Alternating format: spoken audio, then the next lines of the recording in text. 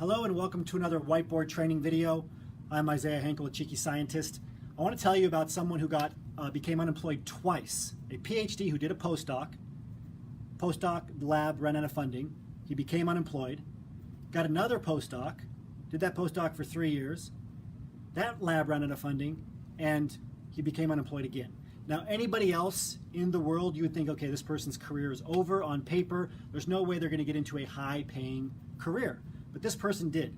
They made changes to their LinkedIn profile that I'm going to show you, changes that only you as a PhD can make that others cannot make, okay? You have an advantage here.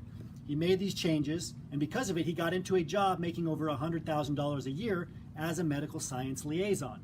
Soon after, he was promoted to another company as a manager, making over $150,000 a year. Now again, that's after being unemployed twice. True story. This person keeps their unemployment papers as a memento of everything that he overcame. So if you're in a situation where you think that your career is over, you made a mistake, your PhD is not valuable, it's not true. It's not that you're not valuable, you're just likely invisible to employers.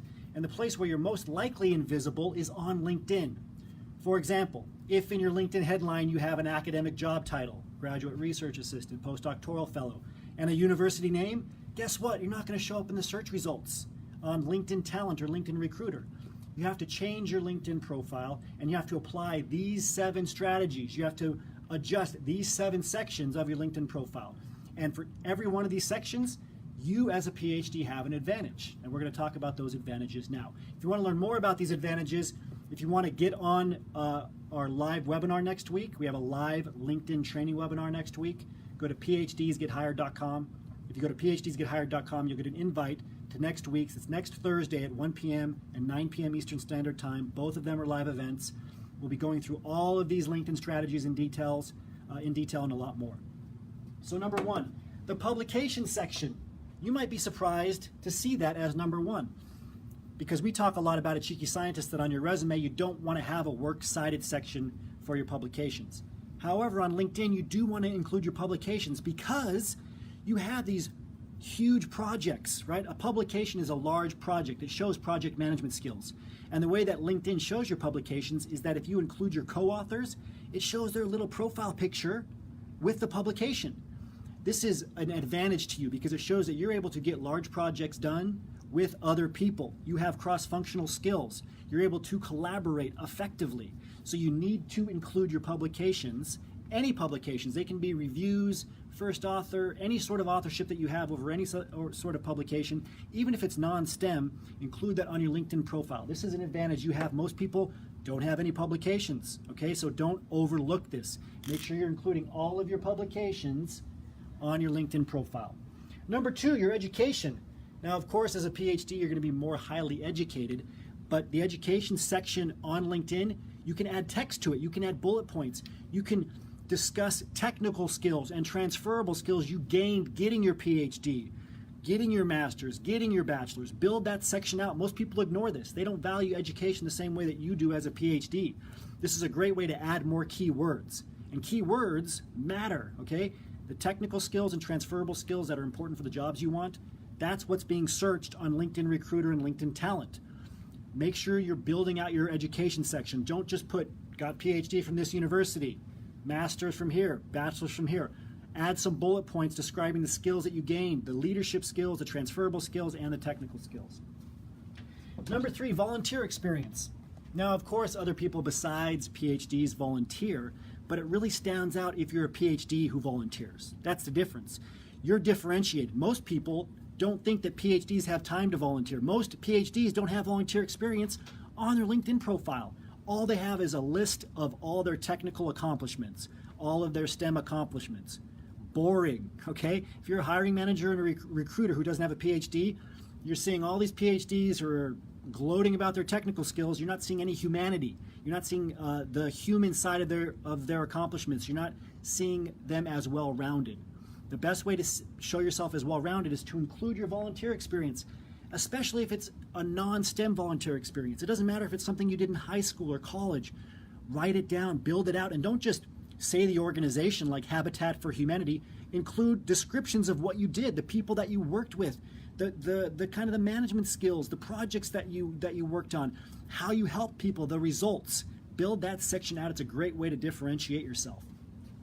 Number 4, organizations. As a PhD who spent a lot of time in academia, guess what? You're going to be involved in a lot of organizations. Most people are involved in 0 organizations. You want to build this out. What committees have you been on, right? Your department, the seminars that you go to, all of these are related to organizations. The department's an organization. List every single one of them. And again, add details, add bullet points. This is a crucial section. Number 5, courses. Okay, as a PhD, most PhD programs require you to take a certain number of courses. Write those courses out. Write the courses that are relevant to the jobs that you want, and then build out those courses, as in write the course title and then skills you gained at the course that are relevant to the jobs you want. It's another great place to add keywords. Most people skip this. As a PhD, you've taken a lot of courses. You're probably taking online courses right now. If you're not, you should be. Okay, make sure you're including those courses. In industry, they really value not just degrees, diplomas, etc., but they value ongoing training, management track courses, online courses. So make sure you're discussing those. Number 6, keynotes, okay, or just presentations. This is under the honors and awards section. As a PhD, you're probably taking for granted all the presentations that you've given. A presentation you gave at a departmental seminar, a presentation that you gave, or a poster session presentation that you gave at some conference. These things it's a big deal. Most people don't do that.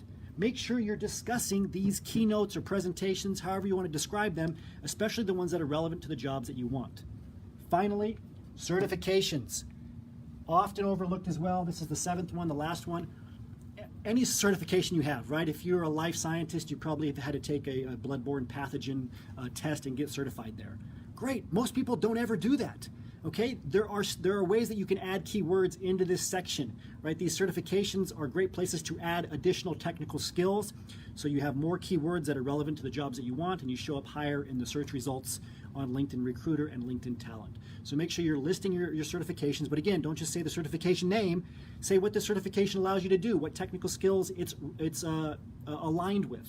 Okay, describe it, build it out. Use these 7 sections to your advantage, because as a PhD, you can build these out where other job candidates cannot. Okay, so I want you to go to phdsgethired.com. I'm going to send you all of our information on all of these advanced strategies, all of our advanced strategies for LinkedIn. I'm also going to send you an invite for next Thursday's LinkedIn webinar. It's an advanced LinkedIn training. It's live, 1 p.m. and 9 p.m. Eastern Standard Time next Thursday. Make sure you go to phdsgethired.com to sign up for that. As always, remember your value as a PhD and start thinking and acting like a successful industry professional.